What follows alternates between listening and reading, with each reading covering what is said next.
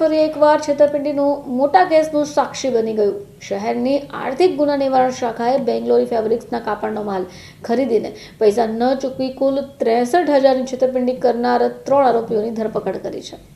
ફરિયાદી રાજેશભાઈ મોહનલાલ સૂર્યાએ પોલીસને જાણ કરી કે આરોપીએ ગુનાહિત કાવતરું રચી તેમની સાથે છેતરપિંડી કરી છે. કાપડ દલાલ સાગર મનસુખ ડુમર અન્ય 2 આરોપીઓ દર્શન Maganbhai Kanani, Shailesh Shambhubhai કાનાણીને રાજેશભાઈને ring road Sai market ખાતેની દુકાન ઓળખાણ કરાવી. આરોપીઓએ રાજેશભાઈને જણાવ્યું કે તેઓ સુરતમાંથી ઘણા વેપારીઓ પાસેથી ઉધારીમાં કાપડનો માલ ખરીદે છે, સમયસર પેમેન્ટ ચૂકવે છે. જોકે તેમણે રાજેશભાઈને પણ ઉધારીમાં માલ આપવાનું કહ્યું, આર્થિક સારો ફાયદો કરાવવાનું વચન પણ આપ્યું. જોકે આરોપીઓએ રાજેશભાઈનો વિશ્વાસ મેળવવા માટે રોકડમાં પેમેન્ટ ચૂકવી થોડો માલ પણ ખરીદ્યો. જોકે મોટા ઓર્ડર આપ્યા અને પછી પેમેન્ટ જ ન કર્યું.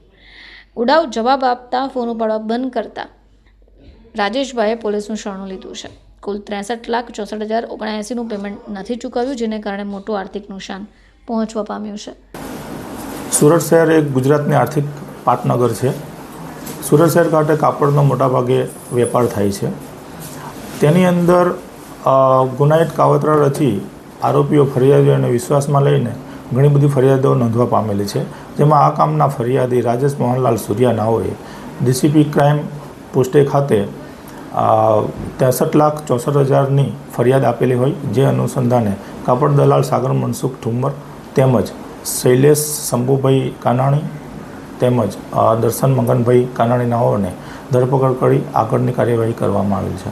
સર, આ લોકો કઈ પ્રકારની છેતરપિંડી કરતા હતા લોકો? આમાં ફરિયાદી એની સાથે કાપડ દલાલ પહેલાં આરોપીઓની મુલાકાત કરાવે અને ત્યારબાદ ફરિયાદીનો વિશ્વાસમાં લઈ પહેલાં શરૂઆતમાં ઓછા પ્રમાણમાં પૈસા આપે છે અને વિશ્વાસ કેળવી અને પછી મોટા પ્રમાણમાં માલ આપી અને એ ફરિયાદીઓને એ માલના પૈસા ન આપી મોબાઈલ બંધ કરી અથવા તો દુકાન બંધ કરી નાસી જઈ અને સમય પસાર કરી પૈસાઓ ન આપતા આ ગુના બનવા પામેલ છે.